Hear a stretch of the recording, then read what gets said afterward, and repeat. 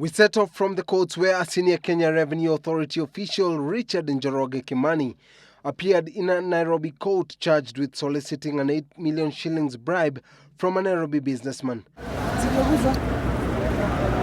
Njoroge was arrested by officers from the Ethics and Anti-Corruption Commission while allegedly receiving $57,000, an equivalent of 5 million shillings. While appearing before Nairobi Magistrate Delphine Okundi to answer corruption-related charges, Njoroge denied the charges and was released on a cash bail of 2 million shillings. Still from the courts, a Nyeri court has handed down a 14-year sentence to 35-year-old Jackson Keruga for involving himself in a bestiality act with a cow. The court heard that Keruga, a casual laborer, had been caught in the act according to 5 witnesses who appeared as witnesses before Senior Principal Magistrate Wendy Kagendo. In his defense, Keruga blamed the offense on drunkenness. Magistrate Kagendo, who handed down the maximum sentence, said the situation was symptomatic of the rot in society. Elsewhere in Nairobi County, former Prime Minister Raila Odinga has confirmed having returned 5 government vehicles that were in his possession in compliance with a directive by Interior Affairs Cabinet Secretary Joseph Olelenku.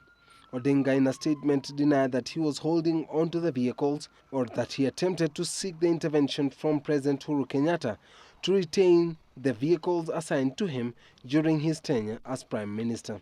Armed actors or Elsewhere, medical charity Medicine Sans Frontier has announced closure of all medical programs in Somalia following a series of attacks and abduction of aid workers. The humanitarian organization, which has worked in the country since the start of the civil war in 1991, cited extreme attacks by armed groups accusing leaders of involvement in the attack. Let's move over to Migori County, where police have launched investigations into an incident where an accountant from the Department of Defense alongside 3 men were burnt to death by locals in Nyarongi village.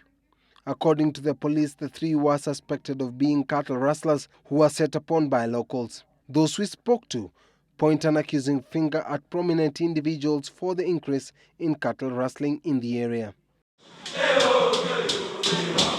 And the promotion of local tourism, Kenya at 50, and healthy living are some of the themes that took center stage at the Kenya Schools and Colleges Music Festivals that comes to a close Thursday. The national festival, which is being held in Nakuru, will see Deputy President William Ruto and Education Cabinet Secretary Jacob Kaimenyi attend the morning session.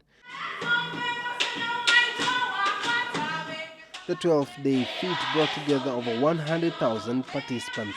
Chris Wong, the Citizen, live at 9.